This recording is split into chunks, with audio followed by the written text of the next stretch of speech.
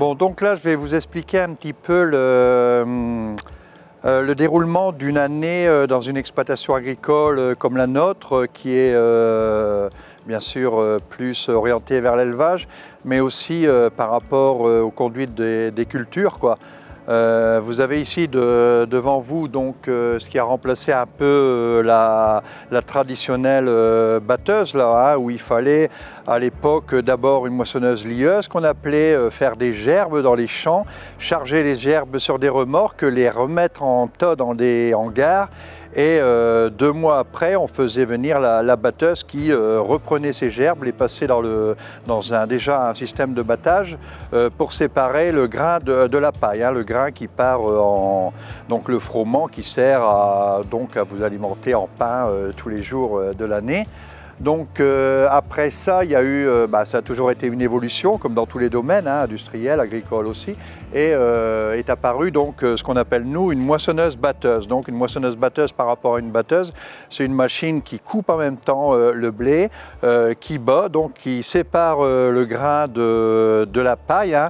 La paille est à travers des scoueurs, donc elle est, après qu'elle soit séparée du grain, sort à l'arrière de la machine. C'est pour ça qu'on a toujours l'impression que c'est des machines assez imposantes, assez conséquentes, mais il faut suffisamment de nettoyage à travers la machine pour pouvoir avoir d'une part le grain qui est bien sorti en somme des écorces et de la paille pour bien séparer. Donc le grain remonte avec une vis sans fin au niveau d'une trémie, avec une trémie qui contient à peu près 3 tonnes de grain, et quand la trémie est pleine, à chaque fois elle est vidée. Donc la paille ensuite elle est sur le champ, et après on passe avec une ballotteuse, ce qu'on appelle une presse. Hein. Aujourd'hui, comme vous voyez, on n'est plus du temps des petites bottes, hein, de 12-13 kg, soit que vous voyez beaucoup de nous on appelle ça le roundballer pour faire des balles rondes, hein, soit des balles rondes, des grosses balles carrées, qui nécessitent moins de main d'œuvre qu'auparavant, et après pour distribuer dans les stabulations, c'est beaucoup plus pratique, quoi.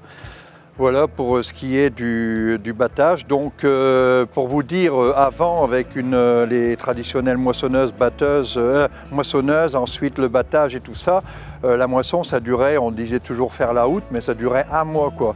Aujourd'hui avec ce type de matériel, et encore c'est déjà une ancienne puisqu'elle a plus de 20 ans, aujourd'hui vous voyez des machines avec des barres de coupe de 10-12 mètres qui avalent 10-12 hectares par jour. En somme la moisson elle dure 1 semaine, quoi, hein. Voilà, toute la différence.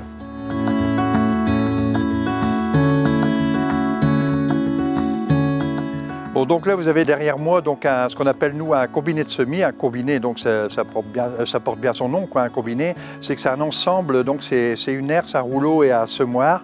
Alors qu'avant on passait avec les 3 machines, quoi. Aujourd'hui en un seul passage, derrière soit la charrue, quoi, qui sert à soit labourer, ou maintenant on laboure uniquement que la terre elle est démontée superficiellement. On passe avec ça, et puis le semis, donc ça c'est uniquement pour tout ce qui est graines de blé, d'orge, d'avoine, d'épeautre, même des petites graines d'herbe qu'on peut semer avec ce type de matériel. Voilà, donc ici, à côté de moi, donc on appelle ça, nous, des boules d'enrubanné.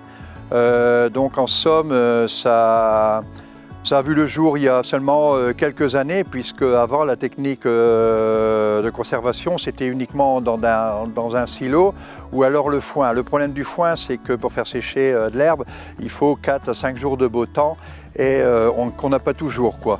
Et ça, c'est une solution alternative, quoi, qui nous permet vraiment, s'il y a des conditions un peu difficiles, quand on a coupé l'herbe, 2 jours après, en somme, ça conserve, parce que, comme vous le voyez, c'est complètement hermétique, quoi. Donc ça permet d'abaisser le pH et d'avoir une meilleure conservation. Mais encore il faut que ce ne soit pas à 100% de matière sèche, quoi. Là-dedans, l'alimentation, quand je dis de l'herbe, c'est au bout de 2 jours, quoi, quand qu'elle sent l'odeur de l'herbe fraîche, quoi. Il faut que ça reste un peu dans ce sens-là. Sinon, après, si c'est du foin, il n'y a plus d'intérêt, même économiquement, à faire ce type de produit dans du plastique, quoi.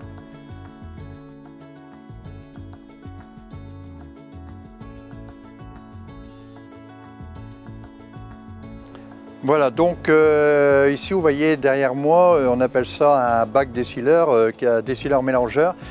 qui est attelé sur un télescopique, hein, à savoir que le télescopique aujourd'hui, quand je dis télescopique, c'est un chargeur télescopique, donc là, qui est aujourd'hui indispensable dans une exploitation comme la nôtre en élevage, parce que c'est l'outil qui convient pour enlever les fumiers, pour mettre à manger, pour faire les silos, hein, puisque là derrière moi, donc, vous voyez, c'est de l'ensilage de maïs. Hein. Le maïs, c'est la plante donc, qui est cultivée dans notre exploitation et on en fait 60 hectares, hein, donc qui fait 2 mètres de haut. Donc c'est une machine qui vient une fois par an, qui broie tout en petites miettes comme ça. Donc la tige et puis le grain, et après on tasse dans les silos et c'est la nourriture qui nous sert tout l'hiver. Bon, cet engin, ça nous permet de reprendre la matière, hein, donc tous les jours, quoi. Et ensuite de la distribuer. Comme vous le voyez, il y a une distribution à gauche et à droite, mais quand on veut distribuer un mélange, quoi, hein, d'herbes, de maïs, de minéraux, de concentrés, là on a aussi, vous verrez dans la distribution tout de suite après, la mélangeuse distributrice, quoi, au travail, là, qui permet donc cette mélangeuse-là avec 2 grosses vis sans fin auxquelles on y ajoute toute l'alimentation pour une production de lait de 20 à 25 litres, quoi, et qu'on distribue devant les auges chaque jour, quoi, de la semaine, y compris samedi, dimanche, à savoir qu'une bête c'est comme nous, il faut qu'elle ait à manger tous les jours de l'année.